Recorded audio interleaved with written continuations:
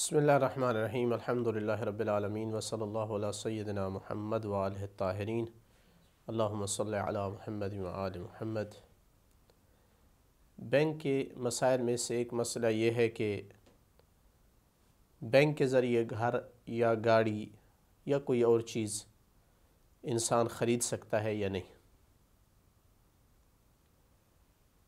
कई एक लोग अपना घर बनाना चाहते हैं, गाड़ी की ज़रूरत है, गाड़ी लेना चाहते हैं, इस तरह की कोई और चीज़ कारोबार मसलन करना चाहते हैं, तो उनको बैंक की मदद की ज़रूरत होती है।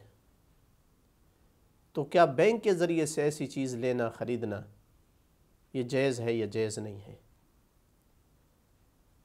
इसकी चंद एक सूरतें हैं। कुछ सूरतें तो ऐसी हैं कि अगर कोई बैंक भी हो उसके साथ इस तरह का मुआमला करना जायज़ है। इन चंद सूरतों में पहली सूरत यह है कि वो बैंक ख़ुद वो घर ख़रीदता है, गाड़ी ख़रीदता है, नकद में सस्ते रेट में ख़रीदता है, आपको फिर कुछ इजाफ़ी पैसे के साथ बेचता है, चूँकि आपने उसकी कीमत कुछ अरसे के बाद अदा करनी है अक़सात की शक्ल में। मसलन बैंक ने 15 लाख की गाड़ी ख़रीदी और आपको 20 लाख में बेची,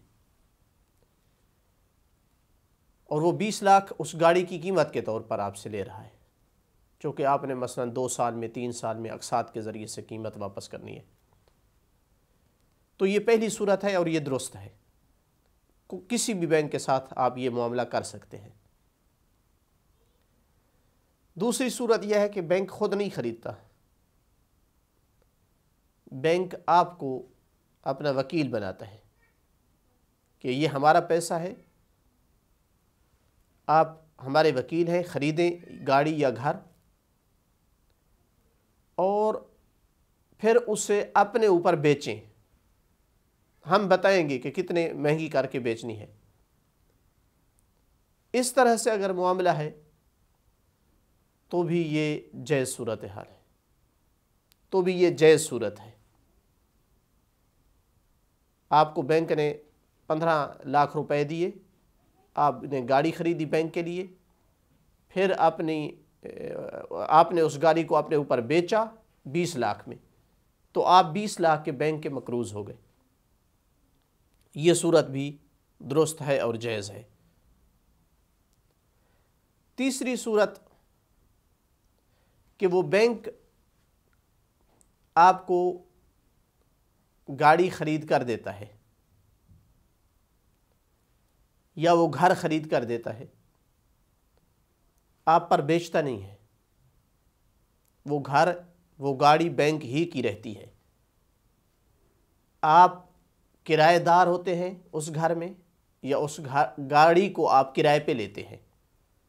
जितने अरसे तक आप पैसे जमा करते रहते हैं उस अरसे में आप उस घर में किराएदार होते हैं।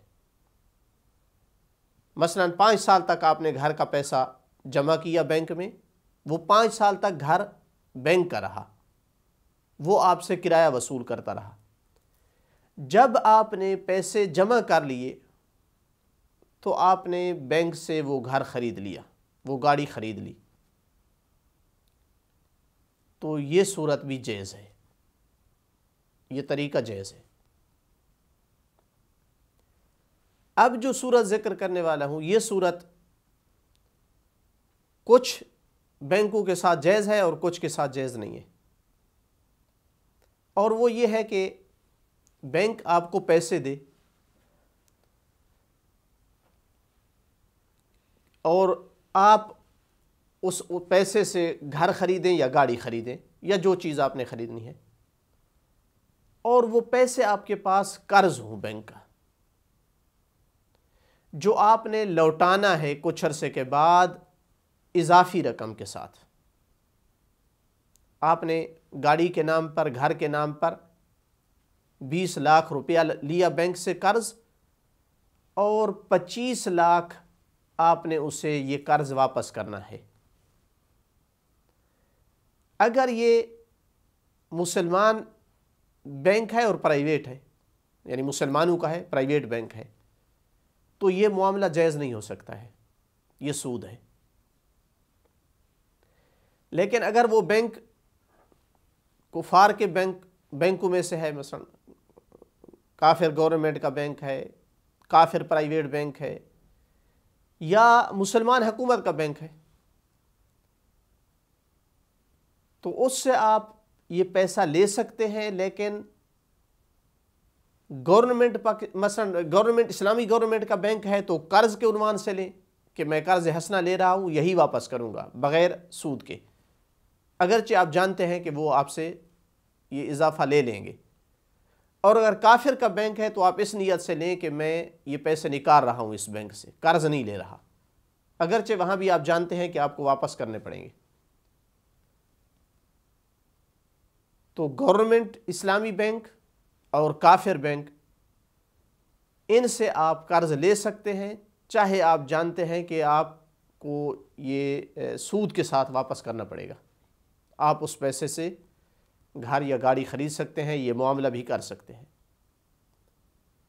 اب ان تمام صورتوں کو مد نظر رکھتے ہوئے یہ جو پاکستان میں آج کل گورنمنٹ نے اعلان کیا ہے کہ جس کے پاس گھر نہیں ہے گورنمنٹ اس کو قرض دینے کے لیے تیار ہے،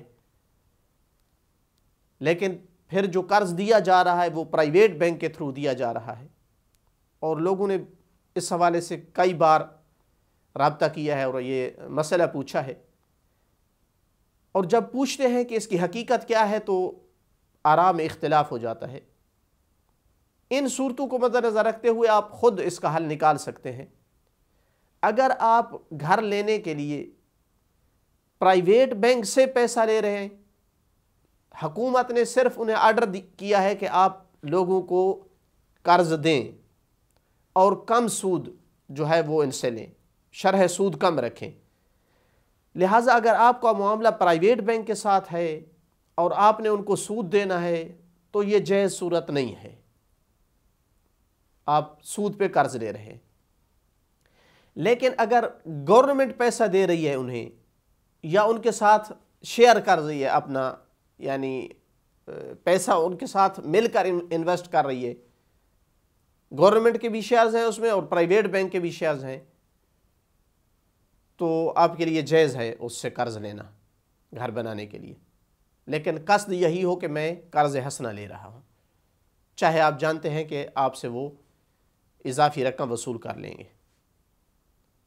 اور اگر کوئی اسلامی بینک ہے اور وہ کوئی اور طریقہ مثلا استعمال کر رہا ہے کہ وہ مثلا وہ گھر جو ہے بینک کا ہوگا اور آپ قرض کے طور پر یعنی آپ کرائے کے طور پر وہاں بیٹھیں گے، کرایہ دار کے طور پر اس میں بیٹھیں گے جب تک کہ آپ قیمت ادا نہیں کر سکیں گے، یا بینک اس گھر کو خریدے گا اور پھر آپ پر مہنگا بیچے گا، کوئی اگر اس طرح سے اسلامی بینک کر رہا ہے تو اس طریقے سے بھی معاملے کو درست کیا جا سکتا ہے۔ الحمدللہ رب العالمین۔